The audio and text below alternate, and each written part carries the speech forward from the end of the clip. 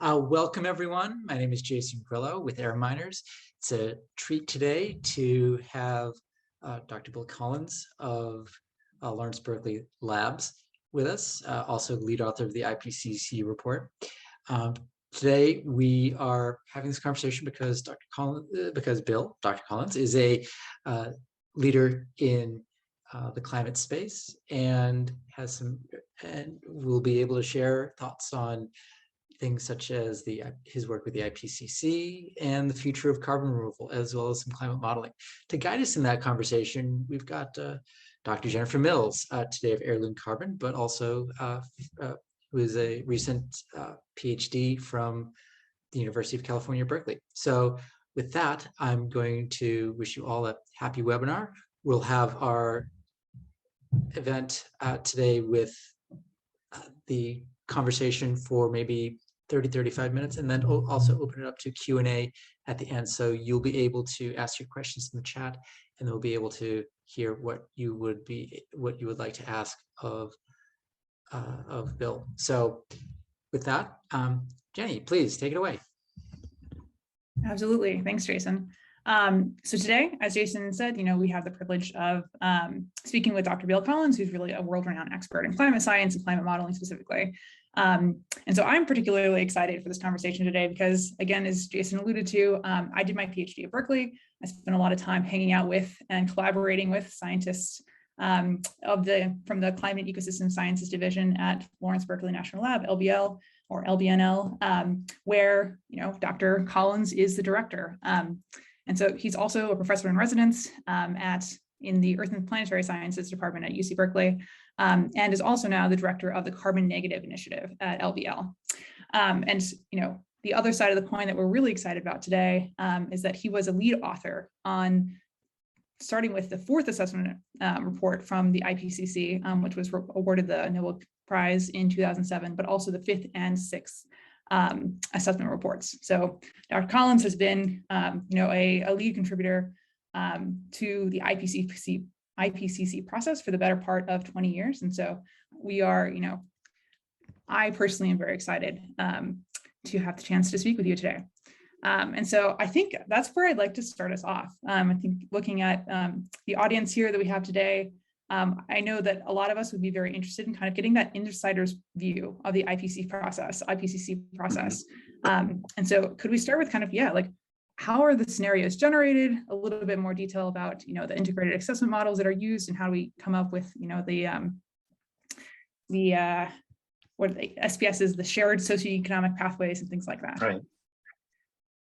Thank you, Jennifer, for the introduction and also for the chance to talk with all of you. Before I answer your question directly, let me just provide a little bit of context. So the IPCC consists of 3 reports. The first is on kind of the physical basis for asserting that there's climate change. The second report deals with the impacts of that climate change on humanity and ecosystems. And the third report deals with mitigation. And so direct air capture and carbon dioxide removal have shown up, as you mentioned, in scenarios that we looked at to project future temperatures. So they were embedded in those scenarios. And that was in the first report. They also showed up in the third report where people were talking about how to mitigate climate change. So there was a very explicit call out to carbon dioxide removal in the third report. This IPCC process also included a lot of extra reports. There was a report issued in 2018 on trying to keep the planet to 1.5 degrees Celsius warming relative to pre-industrial times. That also talked about carbon dioxide removal. So it showed up a bunch of places. To your question, we assess evidence from the historical period about why the climate has changed, and then our job is to provide a completely value-neutral menu of options to policymakers about what future they want to pick. We don't assign good or bad values to these things. We essentially construct scenarios that how many people are going to be, how much energy do they need, what kind of energy they're going to use, what does that do to the climate system, and then project what that will do by feeding the scenarios into global climate models.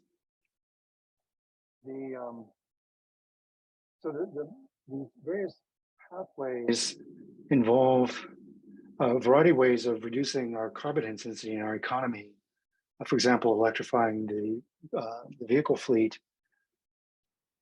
However, some of the more the scenarios that keep us in safe territory temperature-wise ultimately require significant amounts of carbon dioxide removal from the Earth's atmosphere. And in fact, we have to go from being, at the moment, very carbon positive to most definitely carbon negative by end of century. I'm going to say my answer here, Jennifer, but the thing that shocked me when I went and looked at how the integrated assessment models were doing this is that all of them, except one, using bioenergy with carbon capture and sequestration. So there was no direct air capture in any of them that have been assessed so far. And what these integrated models do is they take some exogenous data, like how many people do we think there are going to be on the planet? 10 billion, 12 billion by the year 2100. How energy intensive are they going to be? How much water do they need per person? And then these integrated assessment models say, okay, I'm going to feed everybody. I'm going to give them energy. And let's see, so water, energy, and it tries to make sure that everybody's happy. And and then also tries to see if it can mitigate climate change. Sometimes it works out, sometimes it doesn't. If I may, sorry, I'm having a little bit of difficulty hearing you because it sounds like, Bill, your audio is kind of coming in and out. Is there, and I think a couple of other people are noticing as well. Sorry to interrupt. Okay, well, I'm using, this normally works. I can switch to, hold on a sec. I'll switch to the video. All right, so I'm now on my IMAX native audio system. Is that any better? It is, thank you. Sounds perfect. Okay, good. That's weird. Okay, it's all Apple products, but I guess one's working better than the other. Sorry about that. We'll write to Tim Cook about that. But so that's brilliant. And actually, so we're trying to make everyone happy. We're trying to make sure everyone is fed and has the represent energy that they need. And so actually, I'd love to double click on something you said there, like where specifically the only real, like this main carbon removal pathways that are showing up in these integrated assessment models are basically afforestation, BECs or bikers, and then maybe with a little bit of direct air capture. Yeah, there was exactly one model that had direct air capture in it. And so we have, and I should also point out, Jennifer, that there is of course quite a bit of tension between bikers and afforestation. So if you actually ask the US to replace the roughly 120 billion gallons of liquid fuel we use every year with fuel that's carbon neutral. So in other words, you go from fossil energy to bioenergy, that requires a titanic amount of arable land, and it will require forest removal. And so one of the things that we frequently see in these models is that if you completely double down on bioenergy, you quickly run into the land use issues and the tension between whether or not you're going to stash carbon in trees or instead use that land to produce carbon neutral fuel. Yeah, so do you have a recommendation for what this community specifically should take away from this, that you basically, like, we're only integrating these kind of handful of removal pathways? Is that, well, I think value judgments, or is that just a lack of information? I think it's a lagging indicator in the integrated assessment community, to be honest with you. I think we need to be looking at the water and energy needs for a variety of carbon dioxide removal strategies, right? And some of the proposals for direct air capture have significant land use implications. They have titanic energy use implications, especially at scale. And currently, we are not in a position to look at the global implications of that for trying to mitigate climate change in a way that sort of plays out with all the other things that are going on in the climate system. And I think we need to. Yeah. What is your outlook from moving from at least my take is right now, from the Working Group 3 report, we have a lot of like estimates of the biophysical potentials for other removal pathways, but less of the how do I go from a biophysical potential to this is kind of the pathway that we can reasonably scale a serious, try it, enhanced weathering or different types of direct air capture. Not all direct air capture in the least is created equal, and your other pathways like that. So what does that modeling look like, kind of from your perspective as a climate modeler? Even what kind of scale do we need to be trying to model these processes at? Well, I think, Jennifer, your question is really more of a, in some sense, it's not a climate model question. It's really more of a systems integration question. We need to be looking at these technologies holistically in terms of what are the inputs required to make them work? Where can we site them?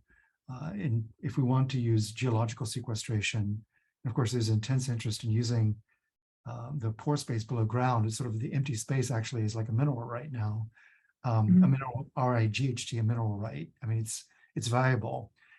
So we need to be siting these plants where we can give them energy, give them water, stash their output below ground, and also make sure that if they're using some sort of, say, natural material like crop residue, make sure they're close to where there's a lot of crop residue. So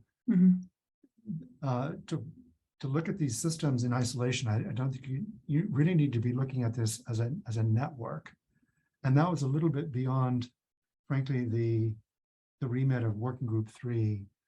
We have a number of the national laboratories of modelers that look at this, but it's in order to, I think, to answer your question, we need to start building scenarios for what serious direct air capture would look like, almost as a separate exercise. Brilliant. Thanks for that. I think one last, okay, we'll start with a kind of taking a step back. Is there anything that's really surprised you about the developments in the carbon removal space over, say, like the last 2 years? I think the pleasant surprise is how quickly it's been growing. So that's been a very welcome surprise. I think the other surprise has been the interest by some major actors in Silicon Valley in funding startups. That's also been a very welcome news. And the third surprise, well, two other surprises. I mean, there's been a flurry of activity, I'd say, over the last 4 years with 2 National Academy studies looking at the possibility of carbon dioxide removal on land and in the ocean, reports from Europe on the same topic. Now numbers coming out of IPCC, very specific targets, which are shockingly large. And so this has all led to sort of a confluence of activities, people realizing that we have to basically flip the sign on fossil energy, go from dumping carbon into the atmosphere to pulling it out at roughly the same rate that we've been putting it in, to within a factor of 2. That's a real shocker. Yeah. What is so I think, one of the tensions that will always exist with carbon removal, certainly kind of over the next decade, is, this last assessment report made it very clear that we have to scale up carbon removal. We're going to need carbon removal. But in the near term, we just have to decarbonize. We, absolutely, we have to decarbonize. And so how do we what are your thoughts on the tension between needing to kind of take the bandwidth and capital and energy to scale some of our permanent carbon removal solutions while not kind of deviating from our decarbonization pathway?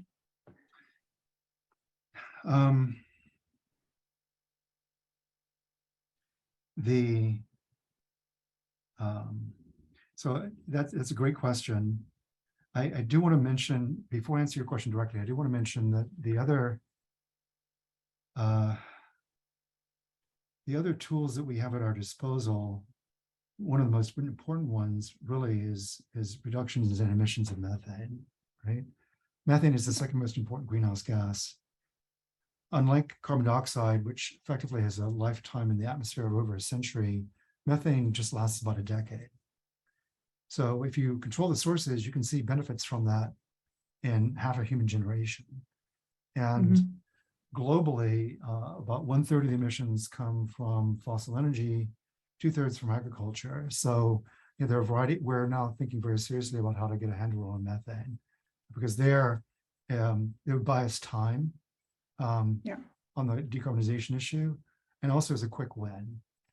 On the decarbonization issue, I think the way to answer that question is to think about what nature cares about. And the only thing that nature cares about is the total mass of carbon in it. That's the only thing it cares about. And so to answer your question, the best way to think about that problem is, what's the cheapest way to reduce the mass or to reduce the increase of mass in the Earth's atmosphere? Where does the dollar go the furthest? And then spend that dollar on that thing. So long as it doesn't have unintended, environmental justice or climate justice issues attached with it. But it really comes down to nature just cares about the total amount of CO2 in the Earth's atmosphere. And so it becomes a very simple metric. Where does your dollar go the furthest in reducing the increase of the mass of CO2 in the Earth's atmosphere? Pick that thing, spend money on it. Brilliant. I have lots of things I'd love to follow up with about what you just said. But I think one of the interesting things for me is like specifically thinking about methane and fugitive emissions from kind of the fossil fuel industry. And I guess I'll take a step back, and one of the things I'd love to talk about is your take on some of the limitations of our integrated assessment models. And where do we kind of fall short of really simulating reality? Like we know that they don't fully simulate reality, but what are the kind of the key things that are missing? And one of the things that kind of always comes up for me is whether we really, the ability to take into account the cost of climate inaction, or the cost of delay in climate action, and how the kind of implications and how that is kind of woven in with carbon removal and spinning up carbon removal. I think all these things are so intertwined with, if we maintain fossil fuel infrastructure, we have, like it is, associated with methane emissions, and that it hurts our ability to kind of lock in some of those quick wins. And at the same time, we have, the longer we maintain this infrastructure, the more potential stranded assets we have and things like that. And so I guess that was much more of a comment than a question. But I think I'll steer us back towards the question of,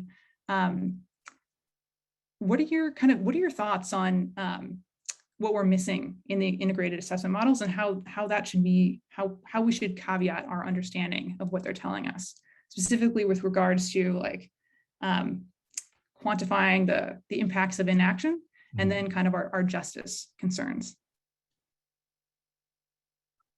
The simplest answer to your question is that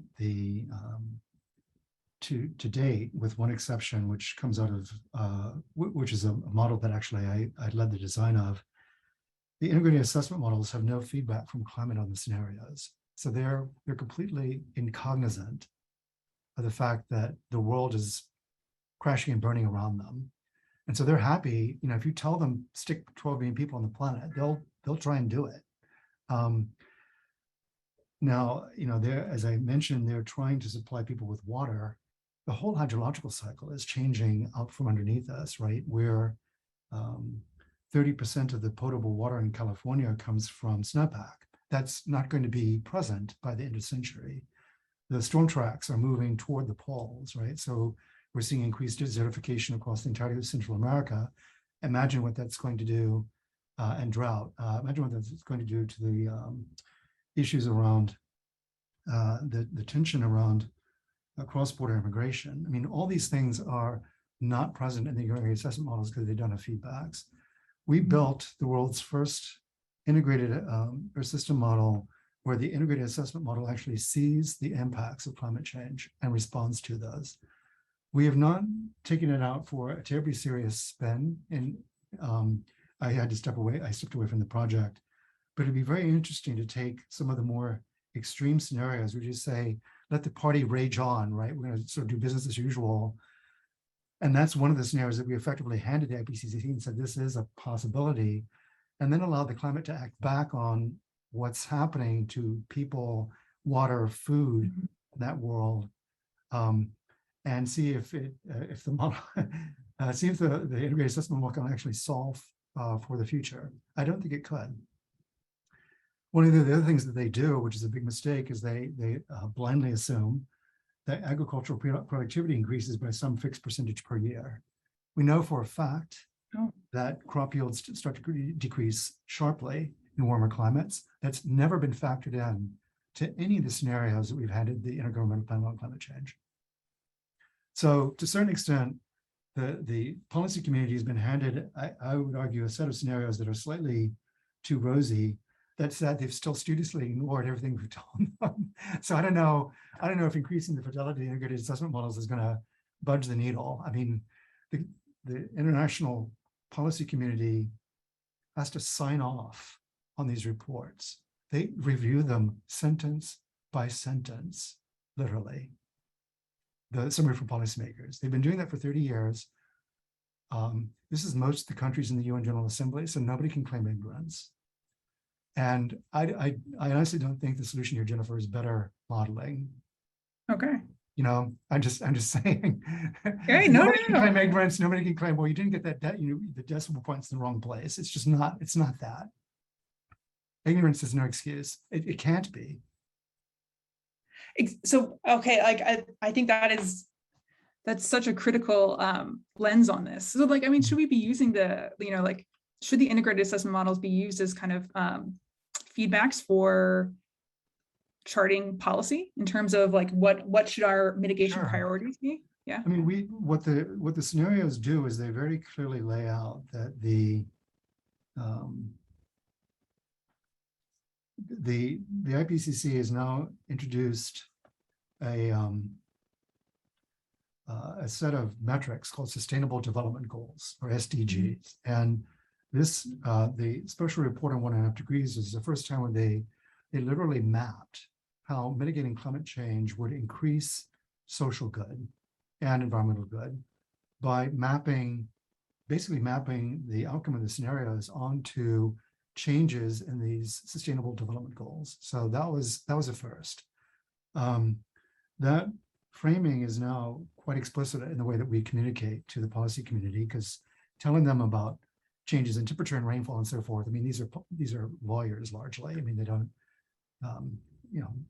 bless their hearts, but they don't really understand us. But if we could frame it in terms of people will be happier, they'll be, wealthier, their families will be safer, that's a language that they understand. And so we're now doing that mapping for them. And it's pretty clear that the scenarios with much stronger mitigation yield much greater, much larger amounts of sustainable development and its attendant good than going, partying on, basically, on fossil fuels. But so thinking about like, what types of models do we need, or what types of models should we be focused on for kind of charting our, like the specifics of our mitigation pathway, or kind of for this community thinking about how specifically we should move forward with carbon removal, maybe from like a local context? Are those much more detailed regional scale models, kind of outside of the IPCC purview?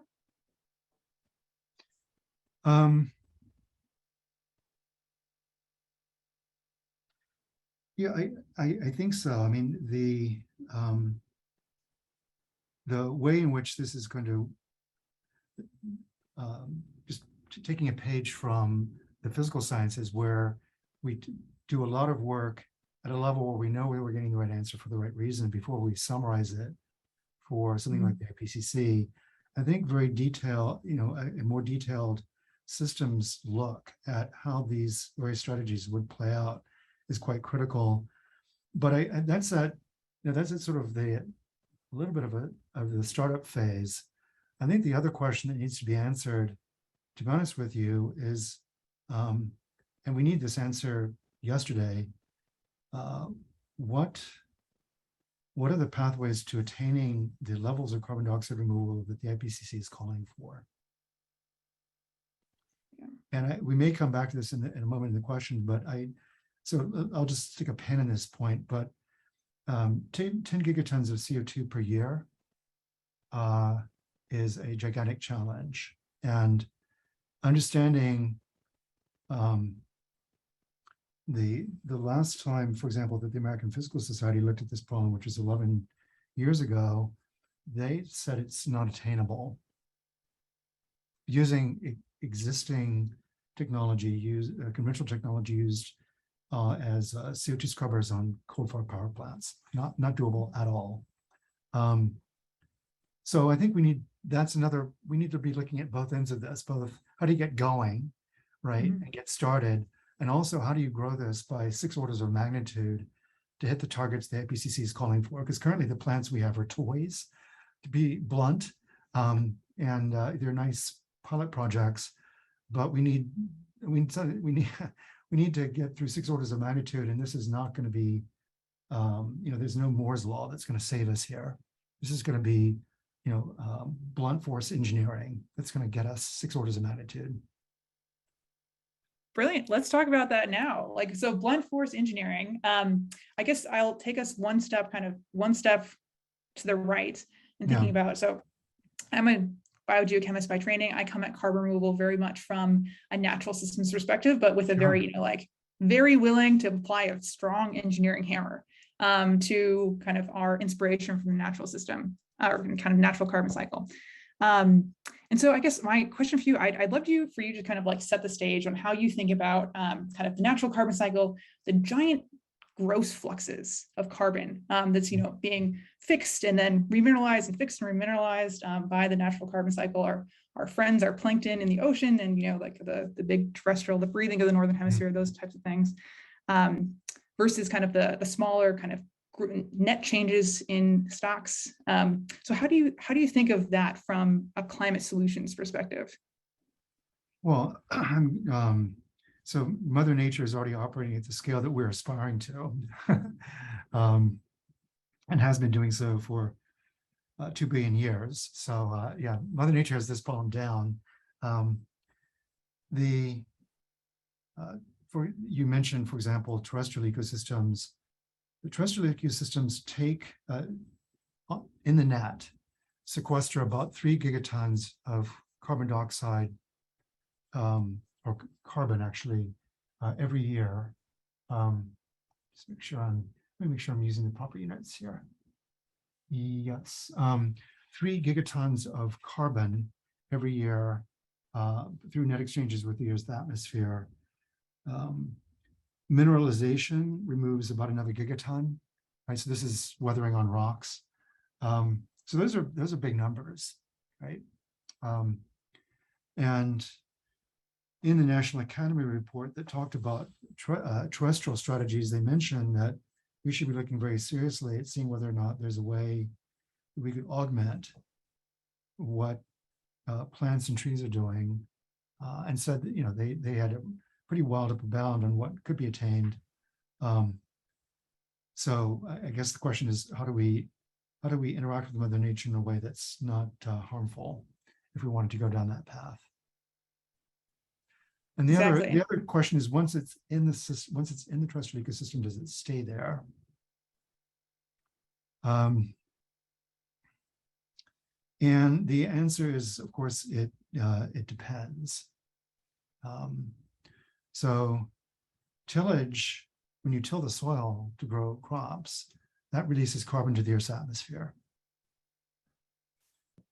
And depending on the carbon 30 centimeters below the soil surface, or roughly a foot, has been there for 2,000 years. If you go down a meter, it's been there for 5,000 years. So if you take a plow and just run it down a field, and the plow is 1 meter deep, you're unearthing stuff that has been buried since the time of the Babylonians. And it fluxes. Tillage on Earth releases about a gigaton back every year. So the tillage basically cancels out what storage in rocks is doing. Yeah, so these are all big numbers, but this is all happening all the time. And we don't even think about agriculture seems so innocent, but it's a pretty large source of carbon, and stashing carbon in the soil and hoping it's going to stay there doesn't work if you certainly turn around and stick a plow in it. Indeed. And what is your perspective on, like from your climate modeling perspective? I mean, the other thing that I always come back to is that we're rapidly moving out of our surprisingly stable Holocene climate, where things have been nice and stable, and all of our agrarian agricultural dominated civilizations have actually grown up and evolved in this pretty stable climate, and now we're doing a very good job of destabilizing it. So how do you think about that in terms of kind of the permanence question of stocks of say like terrestrial organic carbon? Well, it's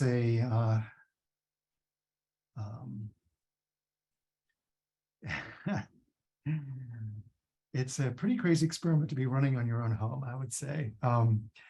We get significant, what are known, what the climate community calls ecosystem services from both land and the ocean. So the land sequesters about 25% of the carbon dioxide that we emit every year, and the ocean another 25% or so. So that's hugely beneficial to us. It's meant that despite our efforts to warm the planet, and nature has been sort of fighting a rearguard action to slow that warming down. Yeah. We do not know how stable the terrestrial ecosystem surface is to being warmed up. But all the answers are that it's not. All the evidence that we have, I should say, is that it's not. All right, with that, I'm going to turn to a slightly, let's go focus on the solutions end. And I see that Tito has asked a question. Where Tito would love to hear a little bit more about what this blunt force engineering looks like to you. Well,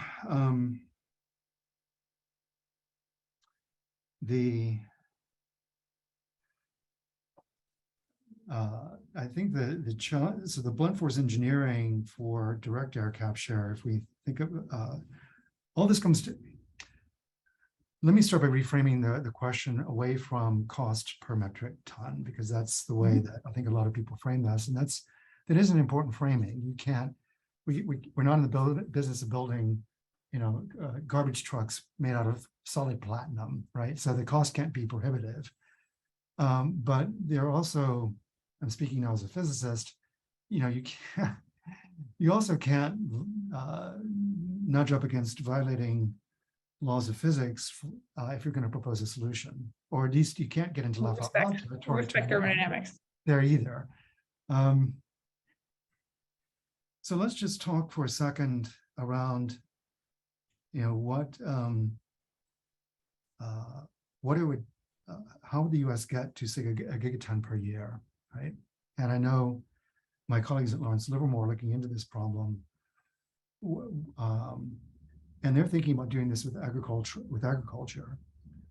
Well, for starters, the total amount of agricultural waste, I'm talking about crop refuse in the United States, the stuff that we don't use for food, that's half that amount, right? So already we're in the hole by a factor of 2. And so if you wanted to use crop waste, put it through pyrolysis and then bury it as char, you're only halfway to your target. So you're going to do something else to hit that target, right? And that's what, starting to think about this in terms of mass, I think is really critical. The other dimension here is energy. But let me play out the other issue around mass is, what does a gigaton of direct air capture imply? So let's suppose we want to build some engineered solution to pull air through a system of some kind to remove a gigaton per year. CO2 is 1/1600th by mass of the Earth's atmosphere. And the analogy I use is, imagine putting a drop of red dye number 2 into a swimming pool, and then I tell you one day later to get all that dye out, you have to process the entire swimming pool to get it out. That's the same problem we're facing with carbon dioxide. So one metric ton of CO2 means processing 1,600 metric tons of air. 1 gigaton of CO2 removal per year means processing 1.5 trillion metric tons of air. Now, to put that in context, because context is everything here, that's 1.5 times the mass of everything that humanity has ever built in its existence since 10,000 years ago. Everything, concrete, buildings, roads, cars, airplanes, infrastructure, everything, all of it. It's 1.5 times that every year, year over year. That's a big number. It's also 1.5 times the total amount of biomass, everything, including unicellular life on Earth. So when I talk about blunt force engineering, I mean hitting mass targets that are beyond anything we've ever conceived of hitting by orders of magnitude. Yeah.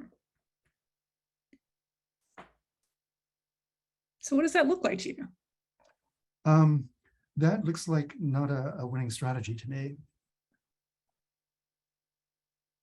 Brilliant. Okay, great. So let's, guys. I'm sorry to be blunt with this audience, but I don't. No. I mean, I don't. The 10 gigaton per year target of the IPCC starts to actually imply that you're going to be processing air over appreciable parts of the planet as well, right? So, and I'm not trying to be a downer here, but I'm being blunt with this audience. The IPCC put an upper limit of 20 gigatons of CO2 per year. That would require processing all the air from the Mississippi River out to the coast of California, from the surface of the Earth up through the stratosphere, year after year, through a machine. I'd love to see that machine. The ocean is 4 times worse because the bicarbonate concentrations by mass are 4 times more dilute.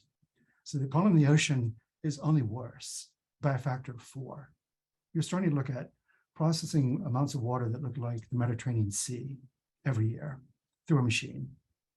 So if somebody can convince me that that's doable, I'd love to live in that future. And the energy implications are also non-trivial. So we're talking about there's a fundamental energy of unmixing, which for these mass targets look like energy multiples of all the renewable energy on Earth. So currently, yes, that I will agree with. Yeah, we currently consume 17 terawatts of energy. A tenth of that is renewable. All of that times 3 or 4 would go to direct air capture under these scenarios. So that's doable. I mean, that's definitely fixable. The mass issue, I think, is a tougher problem. I don't see a way around that one because we don't engineer at that scale. Yeah, I think this is where it leads me to, how can we better utilize the solutions that the Earth is already using? So this is where, I'm obviously biased. I work for Heirloom. We're, trying to spin up passive mineralization as that capture solution, so we don't have to force quite as much air through fans and things like that. But I also, I'll move away from this soon and try and take more audience questions. But so is your takeaway more that we really have to figure out how to do this without large scale carbon removal, or that there is? I'm making a distinction between direct air capture and carbon dioxide removal. Okay, right. So I think that's an important distinction. If you look globally, there's about nearly 5 gigatons of crop refuse produced every year globally, right? So that's definitely in the right range for the mass targets we need to be hitting. And I saw somebody in the Q&A here ask about pyrolysis. I mean, I think that looks to me like again, you're allowing nature, which is already operating at scale, to kind of get the heavy lift done of handing you a lot of crop refuse. And then the question is, what do you do with it? But that's at the right mass target. Okay, brilliant. All right, I'm going to ask one more question, and then we're fully open to audience questions. And so I would love to hear a little bit more about, so AirMiners is all about kind of building out the entrepreneurial ecosystem of carbon removal. But we have, really brilliant academic partners that we should really be working collaboratively with to scale these solutions. And so, from your perspective, like how can kind of the national lab ecosystem and the entrepreneurial community work better together? Let me post a link into chat here. So for everybody to go check out how to work with us, we would certainly welcome that. So we do a lot of work with several hundred businesses through a variety of mechanisms. The office here, Berkeley Laboratory, is called the Sponsored Project Office. So one way would be to basically do a startup with us. We also do small business innovation loans. There's an SBIR program through DOE. We have I guess what one could call a skunk works or a startup accelerator here called Cyclotron Road. I'll also post that into chat. This is a program where we take cohorts of companies and bring them in, help them get up to speed. Love to have some of the people on this Zoom call join us through that opportunity. And you can, this lab is all about, let me say what labs are good for. We are good at doing team science. It's actually outside, bigger than the scale of typical academic groups, pretty large projects, quickly, especially compared to academia. And we can spin them up pretty quickly. And at least here at Berkeley Laboratory, they are all at low technical readiness levels. So all about big team, low TRL projects. And we have some pretty bespoke facilities here. If you need to do materials characterization at nanoscale, we have one of the world's largest public domain supercomputers. Lots of fun toys. I would love to, collaborate with people on utilizing them. Brilliant. So I think I will open it up to audience questions now. Jason, do you want to lead this, or? Yeah, I'll handle it. So Aaron Crumley from Pull to Refresh has a question. Aaron, you're now on stage with Bill. And then hello, can you hear me? Yes. Yeah, so I was just curious, what do you think about sinking seaweed to the depth of the ocean? Because in the 2021 Siegel paper, it's discussed that can give you more than 1,000-year permanence if you choose the right locations. Yeah, for sure. That certainly stashing carbon at depth in the ocean would be a great way to go. And it is, when I started thinking about this mass problem I mentioned earlier, it was something I started to think about. Give me just 1 second, Aaron. I may come back to answer your question a little bit more depth. I'm just going to look up the global mass of seaweed. That's what I'm doing right this second. A great question. I do think that's a viable technology. The ocean would be a place where if you sink the carbon, you could, it would stay there for a long time.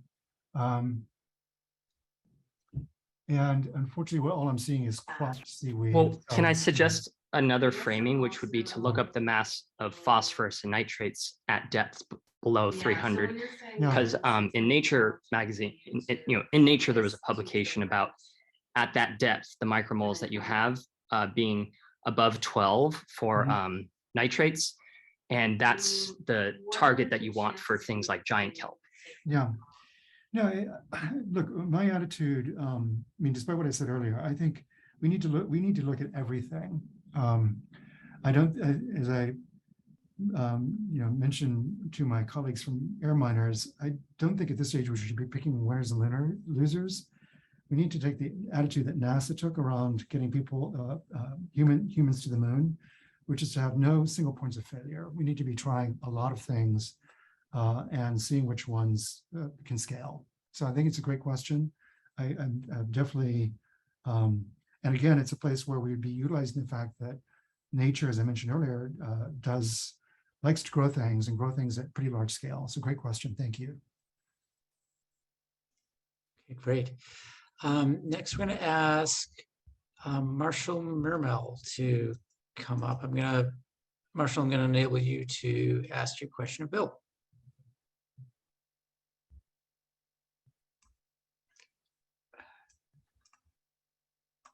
Here we go.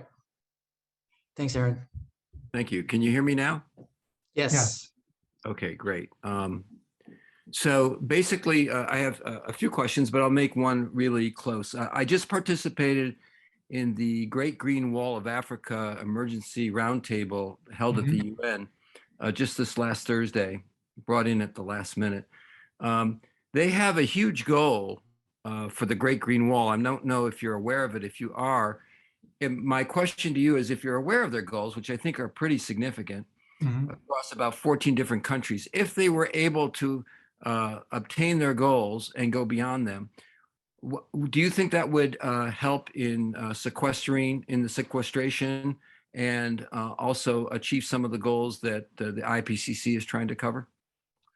Yeah, let me, maybe I will answer your question more generally, which is that if you look at the 170 countries that are participating in the Paris Accords, about a third of them, their primary contribution is to increase the vegetative land mass in their respective countries. That's definitely a way to go. And I think what you're alluding to is a strategy of making sure that deforestation is halted or reversed in large parts of Central Africa, especially in the forests there.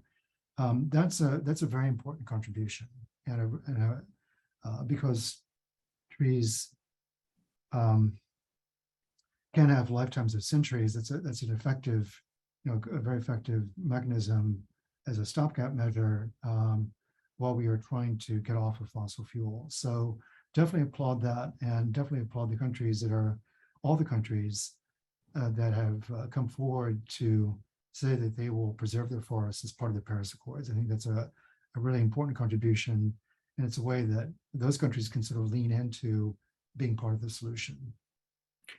Just an addition to that, I think that what I heard you say is that the language of the SDGs, the Sustainable Development Goals, is good language. Did I hear that correctly? And if so, I believe this is the approach that we're advocating, not just the Great Green Wall, but all the countries adopt to meet those goals. And I mean, there's a lot of below the goals, there's a lot of implementation capability. And I also want to add the fact that we believe, and I heard you talk about char or biochar. We believe that biochar now can be scaled at significant levels from waste, not from cutting down trees, don't get me wrong, but from a lot of the waste that's out there. And we're advocating that with the Great Green Wall, not just to help the afforestation process, but also to create the jobs, lower poverty, but at the same time improve the atmosphere. Good. And we do believe that that's capable.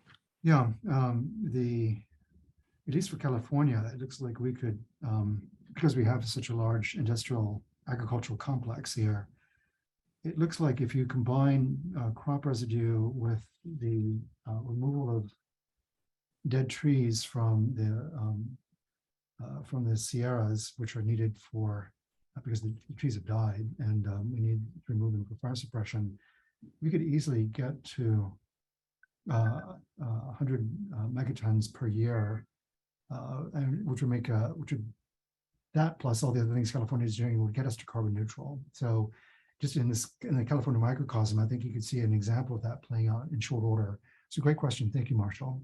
And just so you know, we're part of California, and we're doing 2 joint ventures out there. So look forward to hooking up with you. Thank you very much. Thank you. Next question. Lisa Obranger. Yep, Lisa, feel free. Hi, thanks for giving me the stage. So I was just wondering, you were briefly mentioning the technology that's currently being developed in Berkeley, for example. And I was wondering if you know any feasible models of how this technology can be scaled really fast, like actually at a pace that we haven't seen before to get to climate scale. as I mentioned, Lisa, we start by looking at things that are about the size of my fingernails and work from there. The projects that we have are all, the one that has the greatest maturity, I would say, is the project that we're doing on understanding enhanced weathering. Now, of course, that's been around for a long time. What we're bringing to the table is the capability of modeling the adhesion of carbon dioxide to crushed rock at the molecular scale, and really understanding that process in exquisite detail to understand what's the sweet spot in terms of scaling, minimizing energy input, maximizing the amount of carbon dioxide removal. That's a cost function we can optimize to our heart's content, and we do have a pilot project looking at that. The other efforts that we have underway on carbon dioxide removal, things like metal organic frameworks, use of electrolysis as a means of for direct air capture, looking at building bioreactors for ocean water. Those are all very much at the laboratory scale currently. And what's going to have to happen when these seed projects conclude is that we are going to have to come knocking on people's doors to see if they want to invest in a pilot. So that we're already at the point now of trying to connect these scientists with potential angel investors. But that's the answer to your question is, I don't know. Yeah, it's a tough one. It's a tough one. Yeah. But that's what happens when you start with low-tier technology, right? You just exactly. I thought that because I've seen it for a direct air capture before, that people are thinking about some kind of franchising model to scale it faster. So I was just curious if you've heard of anything similar there. Thank you so much. Thank you, Lisa. Okay, next question is from MB. Oh, hi there. My name's Maddie. My question is, of all the current technologies working on carbon removal, what do you think is the most undervalued or underexplored compared to its potential impact?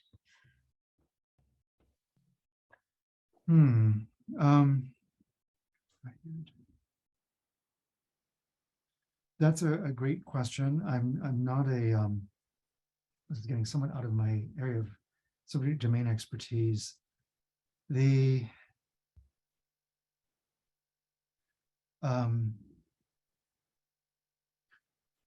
the current sticking point, Maddie, in connection with direct air capture, is that the conventional means that we've used on coal-fired power plants, which operate on CO2 concentrations of 10% or so by mass, don't work when you're looking at 400 parts per million by mass. And they become easily energy intensive. So one big open question right now is, can we get the energy intensity down? And we think that the answer to that question is possibly yes. And then the other question is, can we, that technology is now almost a century old. Can we use something that looks a lot more advanced, like metal organic frameworks, as another means, and then minimizing the energy inputs into those systems as well to do this at a scale. Those are at the moment big, open, complicated chemical engineering questions, and they're the subject of intense research here in the US and I believe in Europe as well. So to be continued on that score, but great question. Thank you, Maddie. Great. Errol Smith, looks like you've got a question. Feel free to ask. Yes, hello, Bill. I put in a couple of comments in the posts, and you responded initially with saying that present crop residues would be rather small in scale, but not small, just not enough. yeah, and therefore too small. But if you've got a way of increasing arable land, not necessarily for food crops, but for biodiverse native species with short cropping cycles, and that can actually happen with biochar, so long as you can make enough biochar for free. And the cost is always the limit with biochar's rollout. So if you can co-produce biochar with slow pyrolysis oil and find a way of making slow pyrolysis oil into a transport fuel, which usually requires a huge amount of energy and cost, and therefore that's why it's not done. Yeah. But No, a let me- new engine would circumvent that. Let me, I'm sorry to interrupt you, but let me, in the interest of time, let me just mention that the issue is, let me start with the underlying premise of your question. 40% of the world's land is currently used for crops, right? So again, that tells you you've got a factor of 2 to play with before you've eliminated, you've turned the entire planet into one large agricultural field. So that's what you've got to play with, the remaining 60% of land on Earth that isn't currently used for agriculture. So all these solutions sound great, and don't get me wrong, I'm a big believer in them, but this is the reason why I said looking at the target you have to hit is really important than talking about its in the same sentence as its potential. So the issue is we currently use practically half the land on Earth to grow crops. That means you have a factor of 2. What are you going to do with that remaining factor of 2? And if you use that factor of 2, what has to get displaced, including all the other multicellular organisms on the planet that rely on having ecosystems that they can inhabit rather than having crops growing under them. So, yeah, good question. No, good question. But I'm just saying, play out the string, and then let's continue this conversation. Great. One last question from Andy Lee about thoughts on in situ mineralization via geologic mineralization sequestration. So, what was the question again? Your thoughts on in situ mineralization, also known as geologic mineralization sequestration. What are my thoughts about it? Yes. Well, the reason why that's really important is that provides geological sequestration is the most stable way of getting carbon out of the system where we know it's going to stay there, not for centuries or millennia, but perhaps for millions of years. So it's really critical that we sort of reverse engineer the fossil fuel industry and start stashing carbon underground where it's going to stay there for periods that would be measured in geological timeframes. That's very important. It's vital. Nature, the terrestrial ecosystems don't provide that sort of long-term storage. It's only millennia. We need millions of years, and to get that done, you need to use geological formations. Great. And just like that, we're at time. Well, thank you. Thank you, Bill. Thank you, Jenny. Jenny, Bill, any final thoughts before we close? No, I really enjoyed all the questions, and I see the point that's being made about the use of land for crop animals. That gets back to the methane issue, but I'm not going to give people in their hamburgers. So on that note, let me thank you all for a great conversation. I hope that we'll have a chance to continue this conversation in another time. Yeah. And thanks to AirMiners for inviting me to talk with you. Thank you for an excellent conversation today, Bill. We really all appreciate it. And thank you to our audience for such insightful questions. Yeah. Just a couple housekeeping items. I put some links in the chat.